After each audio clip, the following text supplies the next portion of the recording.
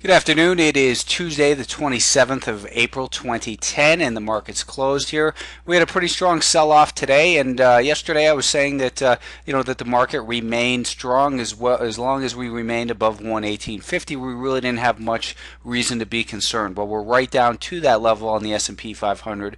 We have broken the 20-day moving average. That's that blue line, and we've broken that trend line as well. So a broken trend line only means that the rate of ascent has slowed. It doesn't mean that we're going to reverse here. A definition of a downtrend is lower highs and lower lows, and we don't see that on a daily time frame. One thing to point out, though, is the potential that from this failed breakout comes a fast move lower, and so far today that's certainly the case. Now, 118.50, if we continue to break down from this level, I think most people are going to be focused on the January highs and also the location of this rising 50-day moving average before that, which is down at about 116.30. So if you look at the two big volume bars that we've seen here recently, they've both come on these big down days. So these are what's known as distribution days, and those are not the types of days you want to see, especially after we've seen such a big rally. So it tells us to really keep our guard up.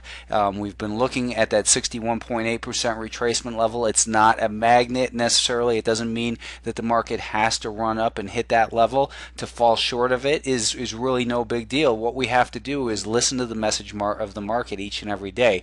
Today it gapped lower, rallied up to the prior day's highs, or I'm sorry, lows, and then we experienced a couple of real sharp sell-offs. The second sell-off came from where I thought we might stabilize here today. I thought that we could see further weakness today, maybe down towards 120. I didn't expect it to drop down through there, but once you saw that 120 breached, we did get a bounce. It rallied right up to that level, and then we had the second move lower. On the 1 minute time frame, you can see that since the morning, we had this little bounce here, and once that bounce failed and it broke below that daily volume weighted average price, that's where the floodgates really open, and that's why I focus so much on what's the direction of the daily volume weighted average price to give us our bias for that day. Today we also saw a real poor performance from the average stock in the market. 2,620 stocks were declining, 481 of which were up. One of them, ironically enough, I guess, was Goldman Sachs, which was up. Doesn't mean it's in a good trend, but kind of interesting that it was up on a negative day when it was getting so much attention. The Nasdaq also right down to its 20-day moving average in that similar trend line. I think we want to see about $48.90 hold. Overall, again, yesterday I thought maybe the semiconductors were getting ready for another move higher.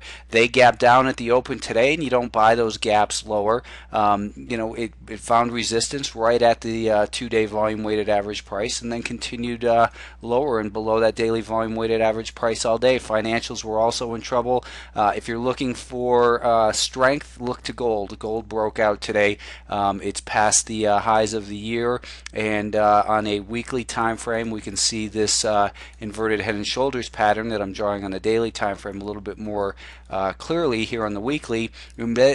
Breaking past this would imply a move up towards 123. So if you're interested in more in-depth analysis each day and stock picks, be sure to visit alphatrends.net and sign up for a subscription.